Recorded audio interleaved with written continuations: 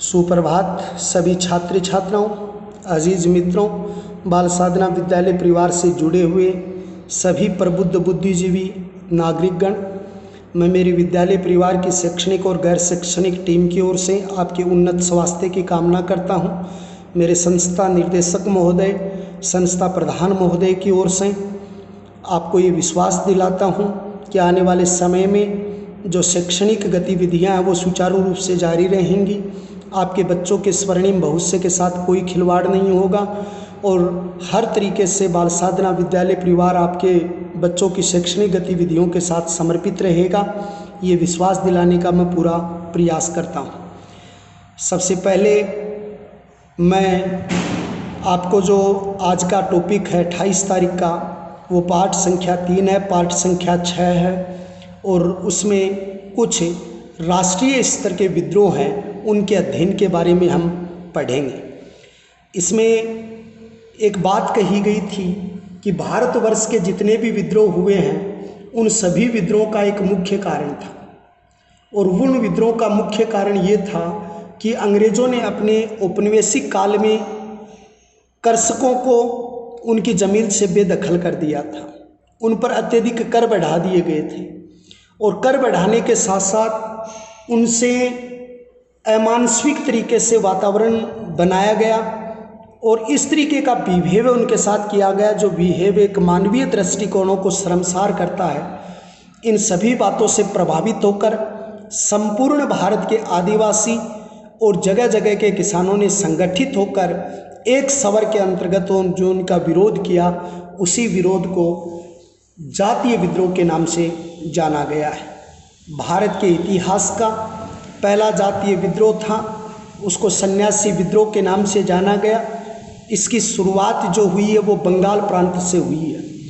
बंगाल प्रांत से 1760 ईस्वी के अंतर्गत इसकी शुरुआत हुई थी और इसका मुख्य कारण ये था तीर्थ स्थलों पर जाने पर उस समय प्रतिबंध था। भूमि पर कर राजस्व व्यवस्था अनियंत्रित थी, वसूल करने का तरीका बिल्कुल गलत था।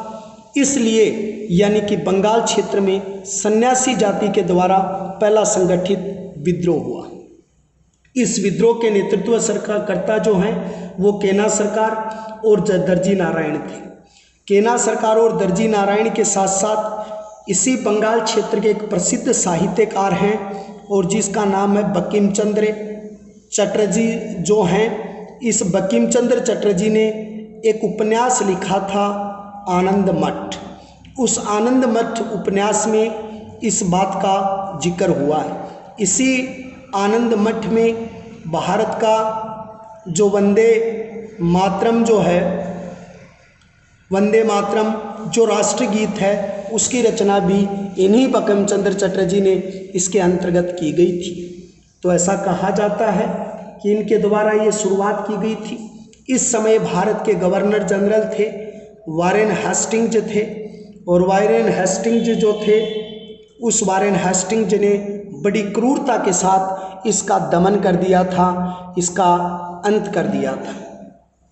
लेकिन राष्ट्रीय स्तर पर दूसरा विद्रोह हुआ था और दूसरे विद्रोह का नाम था कोल विद्रोह। ये कोल विद्रोह था, इसकी शुरुआत 1831 ईस्वी में हुई थी।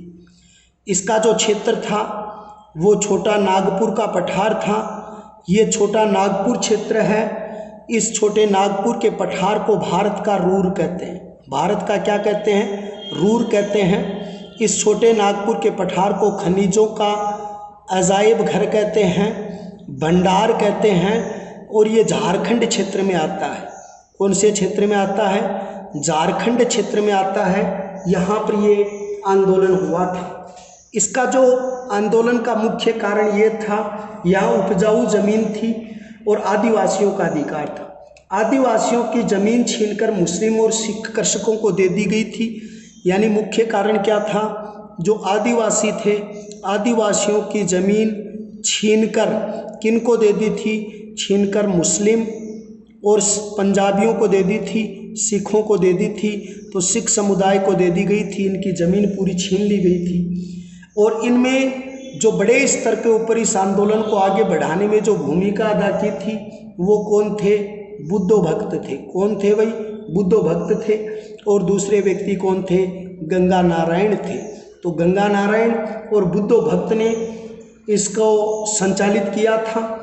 इसके अंतर्गत आपकी 2-3 इस जगहों पर ये आगे बढ़ा था। एक तो रांची जो झारखंड की राजधानी है, मानभूमि है जो भी झारखंड क्षेत्र में है, हजारीबाग जो क्षेत्र है जो यानी टिन के लिए काफ़ी प्रसिद्ध है, एक जेल भी है, पालूम है, ये जो स्थान जो थे वहाँ पर यानी कि इस क्षेत्र का सर्वाधिक विकास हुआ था।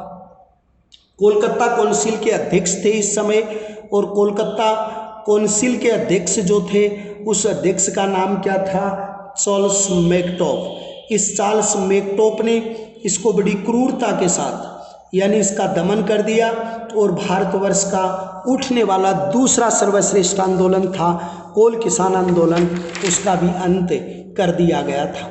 इसके बाद में मैं आपको बताऊं कि तीसरा किसान जो जनजातीय आंदोलन जो आपका संचालित हुआ था वो संथाल विद्रोह था। तो तीसरे आंदोलन के बारे में आप देखिए और उससे शब्द में आपका आएगा संथाल। संथाल एक सर्वश्रेष्ठ आदिवासी जातियों में आती है। इस आंदोलन की शुरुआत 1855 में हुई थी। इसकी शुरुआत 1855 में हुई थी। वो कहाँ पर हुई थी, भागलपुर में हुई थी। भागलपुर एवं दूसरा जो क्षेत्र है उस क्षेत्र का नाम है राजमहल। तो भागलपुर और राजमहल क्षेत्र में हुई थी। यहाँ बिरमी बांकुरा क्षेत्र तीसरा था। तो यानी कि वीरभूमि बांकुरा, वीरभूमि क्षेत्र है, सिंह भूमि क्षेत्र है, ये इसमें शामिल थे। संथाल विद्रोह के नेतृत्वकर्ता जो थे वो 2 व्यक्ति थे, एक तो सिद्धू थे और दूसरे व्यक्ति जो तो कौन थे, कान्हू नाम के व्यक्ति थे। इस आंदोलन का मुख्य कारण जो रहा था वो कारण जमींदार साहूकारों के अत्याचार था। यानी जो सेठ थे, जमींदार थे, साहूकार थे, साहूकार थे या अन्य पदाधिकारी थे, वो पदाधिकारी थे, उन सभी के द्वारा जो शोषणकारी नीतियां थी उनके विरुद्ध, उनके दुर्व्यवहार के विरुद्ध यह आंदोलन खड़ा हुआ था। कहा जाता है इस आंदोलन का अंत करने के लिए ब्रिटिश सरकार ने 1856 ईस्वी के अंतर्गत इस स्थिति पर नियंत्रण पाने के लिए संथाल को एक स्वतंत्र परगने का रूप दे दिया था। तो संथाल को स्वतंत्र परगने का रूप दिया गया 1856 में। तो अंत करने का तरीका तो इसको स्वतंत्र परगना दिया। कारण क्या था, सेठ, जमींदार, साहूकार, पदाधिकारी थे, उनके अत्याचार थे, नेतृत्वकर्ता सिद्धू और कान्हू थे, और संथाल 1850 में भागलपुर एवं राजमहल वीरभूमि क्षेत्र थे, वहाँ पर इसकी क्या हुई थी, शुरुआत हुई थी। अगला विद्रोह जो हुआ वो भील विद्रोह था। भील विद्रोह का आरंभ 1825 में हुआ था। यानी इस आंदोलन का आरंभ कब हुआ, 1825 ईस्वी में हुआ था। इसका आरंभ कहाँ हुआ था, पश्चिमी घाट क्षेत्र में हुआ था। और पश्चिमी घाट क्षेत्र का कौन सा हिस्सा था, खानाबदेश था। तो पश्चिमी घाट का खानाबदेश जो क्षेत्र है उसके अंतर्गत इसकी क्या हुई थी, शुरुआत हुई थी। 1812 से 19 के मध्य विद्रोह हुए और कृषि संबंधी सुविधाओं के कारण ये विद्रोह की शुरुआत हुई थी। तो पहला विद्रोह हुआ 1819 से 1825 के बीच हुआ और इसका मुख्य कारण ये रहा, उस समय कृषि सुविधाएं संबंधी जो व्यवस्थाएं थी वो सही नहीं थी।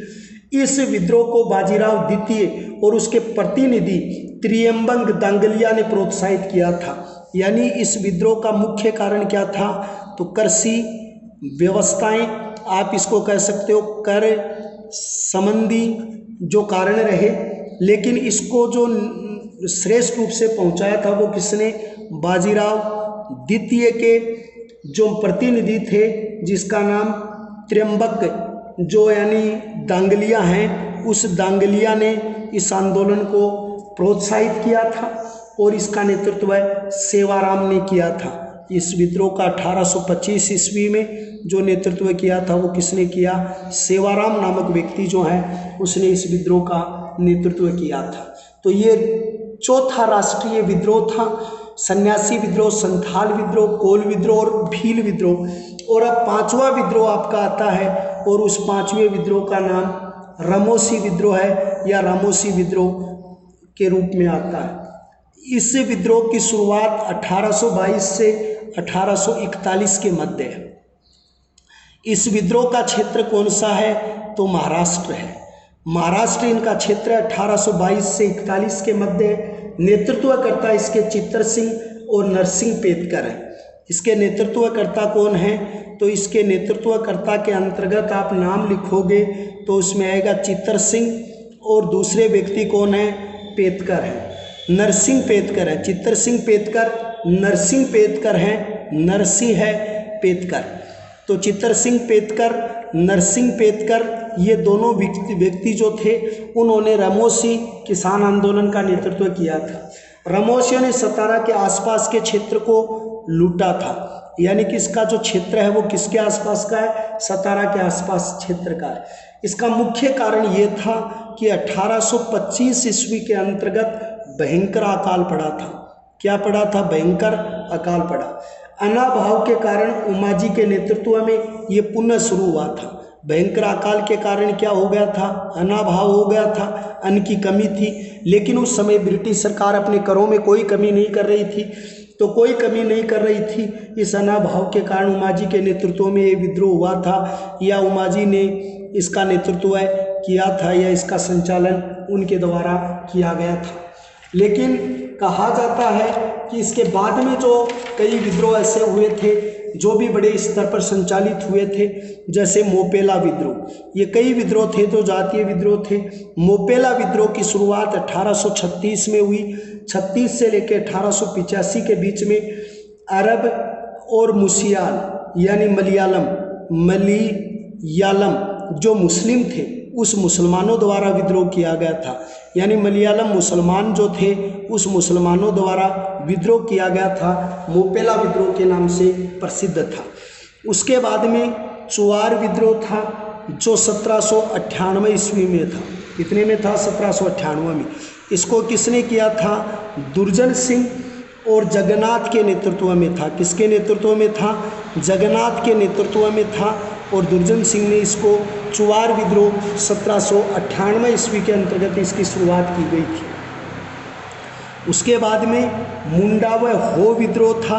ये मुंडा और हो विद्रोह है वो कहाँ शुरुआत हुआ था? सिंहभूमि झारखंड क्षेत्र था। कहाँ था? सिंहभूमि क्षेत्र है, और सिंहभूमि किसका हिस्सा है? झारखंड का हिस्सा है। यहाँ पर किसने माना था? बिरसा मुंडा। ये जो मुंडा जाति थी ये बिरसा मुंडा को अपना अवतार मानती थी या उसे अवतार के रूप में पूजती थी। तो सिंहभूमि झारखंड क्षेत्र जो थे वहाँ बिरसा मुंडा ने इसका नेतृत्व किया था। उसके बाद में अहोम विद्रोह हुआ था। ये अहोम नाम की जगह कहाँ थी? असम में थी। तो अहोम विद्रोह हुआ कब हुआ? 1828 ईस्वी के अंतर्गत हुआ। और ये किसने किया था? गोमधर कंवर नाम के व्यक्ति थे, उसने इसका क्या किया था? नेतृत्व किया था। उसके बाद में खासी विद्रोह हुआ। खासी विद्रोह का नेतृत्व जो किया वो 1833 ईस्वी के अंतर्गत तीरथ सिंह नाम के व्यक्ति थे, उसने इस विद्रोह का नेतृत्व किया गया था। तो आप यहाँ पर जो पढ़ेंगे वो रामोसी विद्रोह है। 1822 टू 41 महाराष्ट्र में शुरुआत हुई थी। इसकी नेतृत्वकर्ता चित्तर सिंह पेतकर और नरसिंह पेतकर थे। सतारा क्षेत्र में भयंकर अकाल पड़ गया था। उमाजी ने 1825 में इसका दोबारा नेतृत्व किया था। अनाभाव में भी वही लूट चल रही थी। कुछ छोटे विद्रोह हैं जैसे मोपेला विद्रोह 1836 से 85। अरब जो मलयालम मुसलमान थे उन्होंने ये विद्रोह पहली बार किया था। चुआर विद्रोह 1798 ईस्वी में दुर्जन सिंह और जगन्नाथ के नेतृत्व में किया गया था। मुंडा और हो विद्रोह है जो सिंहभूमि क्षेत्र है झारखंड में, बिरसा मुंडा के द्वारा किया गया था।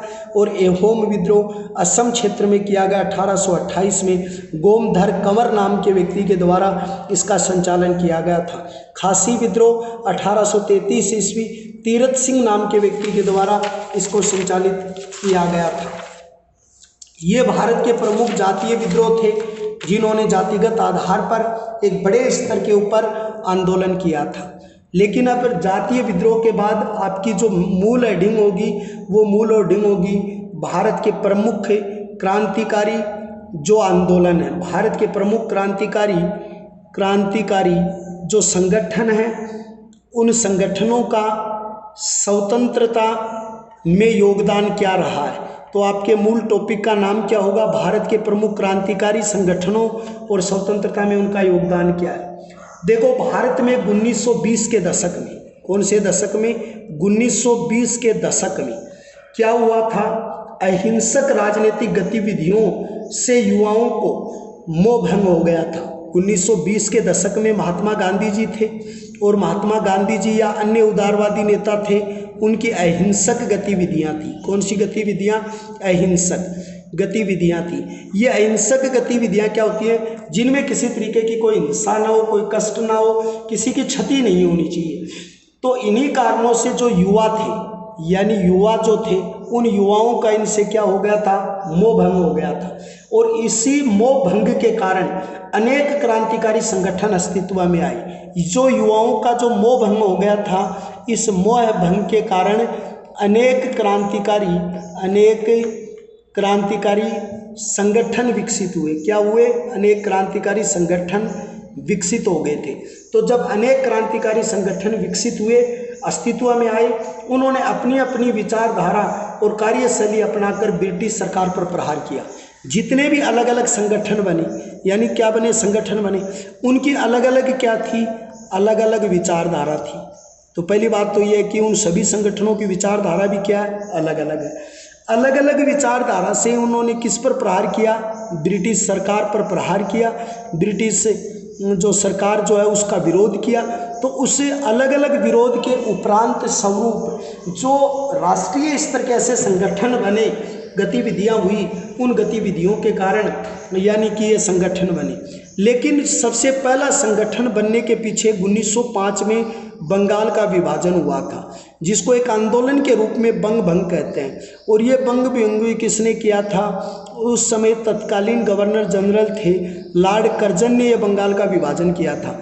तो 1905 में लॉर्ड कर्जन ने यह बंग भंग जो आंदोलन हुआ था, इससे भारतीयों के स्वाभिमान को चोट लगी थी। किसको लगी थी, भारतीय स्वाभिमान जो है उसको भयंकर चोट लगी थी।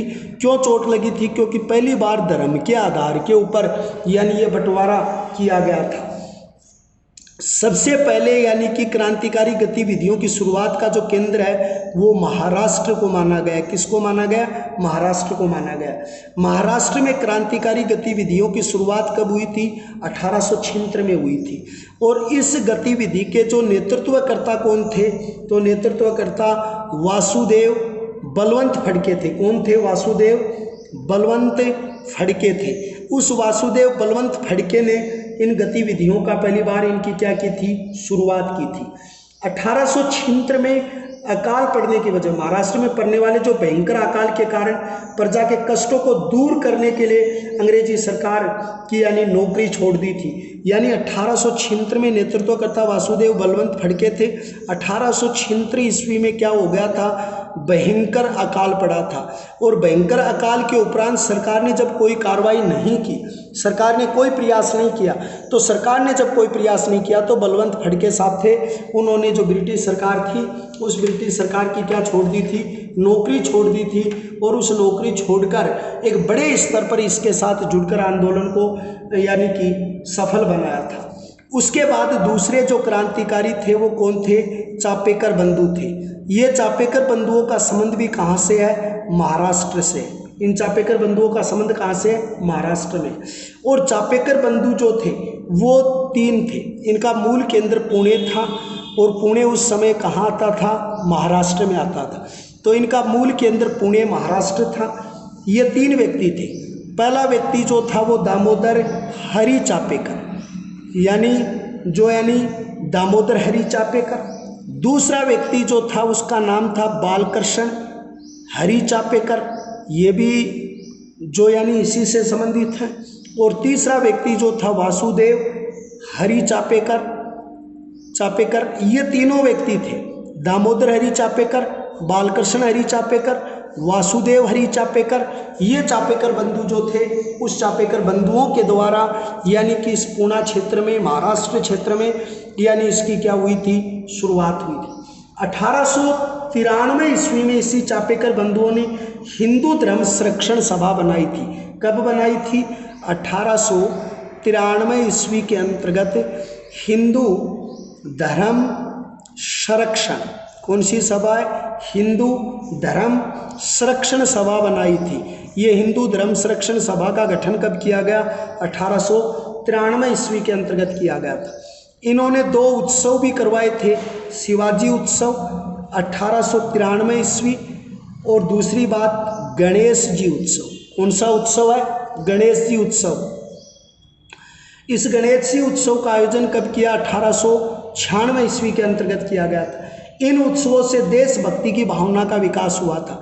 अब अगर आपको एक बात, यहाँ लोकमान्य बाल गंगाधर तिलक हैं, उनका भी नाम आता है कि उसने 2 उत्सव करवाए थे और उन पे तिथि आती है, आपकी बुक में तिथि नहीं दी हुई है, लेकिन ये शिवाजी उत्सव, गणेश जी, चापेकर बंधु और विनायक दामोदर सावरकर लोकमान्य तिलक के द्वारा करवाए गए थे। दोनों की तिथियाँ मैंने लिखी हैं। और इन सभी उत्सवों का मुख्य उद्देश्य था देशभक्ति की भावना का संचार करना। इनका मुख्य उद्देश्य क्या था? देशभक्ति की जो भावना थी उस भावना का संचार करना, विकास करना या देशभक्ति की भावना को बढ़ाना इसका प्रमुख उद्देश्य था। लेकिन ऐसा कहा जाता है कि 1897 ईस्वी के अंतर्गत जो पुणे है उसके प्लेग रोग कमिश्नर रेड थे, यानी कि पुणे वहाँ पर प्लेग हो गया था।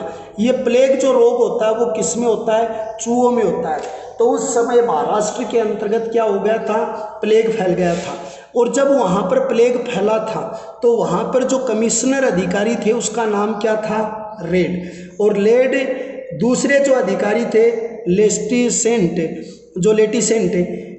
एयरस्ट थे, यानी एयरस्ट, लेटिसेंट एयरस्ट और रेंड नाम के 2 अधिकारी थे। ये दोनों अधिकारी पुणे में मौजूद थे और पुणे में 97 के अंतर्गत चूहों में भयंकर प्लेग हो गया था। तो उस दिनों के अंतर्गत बहुत ज़्यादा इस बीमारी, जैसे आज कोरोना जैसी महामारी फैल रही है, उस तरीके से उस पीड़ा ने चारों तरफ से जब घेर लिया था तो उस समय सरकार की कार्यवाही होनी चाहिए थी कि सरकार को मदद करनी चाहिए थी। लेकिन पूना शहर दोनों के दमन चक्र से परेशान हो गया था और उस समय चापेकर बंधुओं ने इनके दमन से दुखी होकर क्या किया?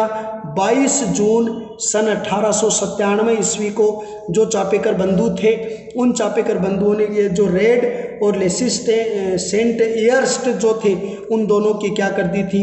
हत्या कर दी थी। इस प्रकार चापेकर बंधुओं के द्वारा महाराष्ट्र क्षेत्र में दूसरी क्रांतिकारी गतिविधियां जो थी उनका संचालन उनके द्वारा किया गया था। तो ये यानी कि क्रांतिकारी गतिविधियां जो थी वो इस तरीके से उनमें संचालित हुई थी। तो क्रांतिकारी संगठनों में आपके 2 आ गए।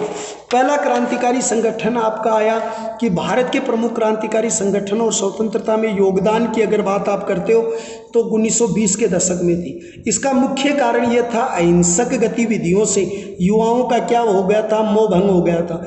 और मोह भंग हुआ तो उसके अनेक क्रांतिकारी संगठन पैदा हुए। जब क्रांतिकारी संगठन हुए तो सबकी अलग अलग क्या बनी? विचारधारा। और अलग अलग ने अलग अलग तरीके से ब्रिटिश सरकार को क्या किया? परेशान करने का प्रयास किया था। 1905 में बंगाल विभाजन से लॉर्ड कर्जन ने जो किया उससे मोह भंग हुआ और ये भारतीय युवा थे, उनके स्वाभिमान को चोट लगी थी कि अंग्रेज हमारा विभाजन करना चाहते हैं। फिर पहला क्रांतिकारी घटनाक्रम महाराष्ट्र से चला 1876। नेतृत्वकर्ता वासुदेव बलवंत फड़के थे। भयंकर अकाल के बाद भी वो लोग कर वसूल कर रहे थे, अत्याचार कर रहे थे और उसके कारण इसने अपनी नौकरी से भी इस्तीफा दे दिया था। चापेकर बंधु, इनका संबंध भी किससे है? महाराष्ट्र से। और पुणे महाराष्ट्र क्षेत्र जो है वहाँ पर दामोदर हरि चापेकर, बालकृष्ण हरि चापेकर, वासुदेव हरि चापेकर तीनों बंधुओं ने इसमें भाग लिया। इन्होंने हिंदू धर्म संरक्षण सभा बनाई संगठन करने के लिए, शिवाजी उत्सव करवाया, गणेश जी उत्सव करवाया, जिन दोनों का उद्देश्य देशभक्ति की भावना का संचार करना था। लेकिन पुणे में प्लेग फैल गया था, चूहों में ये रोग सर्वाधिक फैला था। रेड और लेटिसेंट एयरस्ट जो थे उन्होंने यानी कि यहाँ पर अत्याचार में कोई कमी नहीं की थी। तो 22 जून सन 1897 ईस्वी को इनकी हत्या कर दी गई थी। तो आज के टॉपिक में प्रिय छात्रों, मैंने आपको कई आंदोलन जैसे आपको बताए हैं, जैसे सन्यासी विद्रोह, कोल विद्रोह, 2 टॉपिक आपको ये पढ़ाए, संथाल विद्रोह, भील विद्रोह, रामोसी विद्रोह, और ये छोटे हैं जो उदाहरण के रूप में आपको कंपटीशन में याद रखने। और दूसरे रूप में मैंने आपको 2 क्रांतिकारी संगठन बताएं। अब आपके बचे हुए 4 क्रांतिकारी संगठन और किसान आंदोलन जो है उनकी शुरुआत हम कल वाले बिंदु में करेंगे। तो ये बात आज का टॉपिक आपका पूरा हुआ। मैं जहाँ तक सोचता हूँ सभी मेरे प्रिय बच्चों को, मेरे विद्यार्थियों को बहुत अच्छा समझ में आया होगा। आप ज़्यादा से ज़्यादा इस क्लास को पढ़ेंगे, नोट्स बनाएंगे, इसके आगे PDF है उसको देखेंगे, परिवार का ख्याल रखेंगे और आगे आने वाले समय में आप इस अध्ययन को जब भी आपकी क्लासेस शुरू होंगी तो आपको एक पॉजिटिव बेनिफिट इसको मिलेगा, ऐसी मैं विचारधारा रखता हूँ। और कल की क्लास में हम 29 तारीख को जो हम फिर मिलेंगे, जिसका हमारा टॉपिक जो होगा वो राष्ट्रीय 4 क्रांतिकारी संगठन होंगे और किसान आंदोलन की शुरुआत हम करेंगे। अध्याय नंबर जो 3 में पार्ट संख्या उसका जो आगे का 7वां होगा यह। तब तक के लिए मैं सभी छात्रों से और अजीज मित्रों से इजाज़त चाहता हूं और इन्हीं शुभकामनाओं के साथ कि फिर कल मिलेंगे एक नए अंदाज के साथ, नई स्टडी के साथ, नई एनर्जी के साथ, और उस टॉपिक को हम और बेहतर पढ़ के आगे बढ़िया तरीके से करेंगे। तब तक के लिए आप सभी को साधुवाद, सादर नमस्कार और तभी के लिए अलविदा कहते हैं।